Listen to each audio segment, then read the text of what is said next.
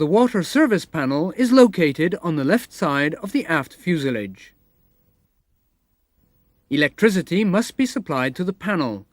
Use ground power and turn on the maintenance bus, Maint Bus On switch. When the service panel is opened, the light on the fill gauge indicates that the panel has power.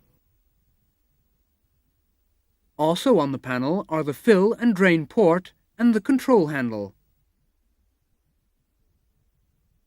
To fill the water system, connect the fill hose to the port.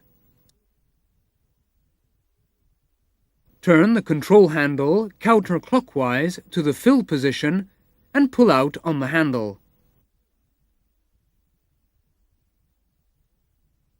Turn on the water pump on the truck. The quantity gauge will show when the system is taking on water. When the tank is full, the full light comes on. The control handle returns to the normal position by itself.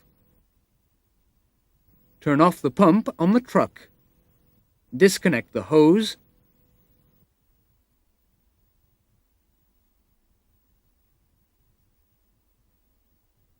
Before closing the door, clean and dry the service panel and check for leaks.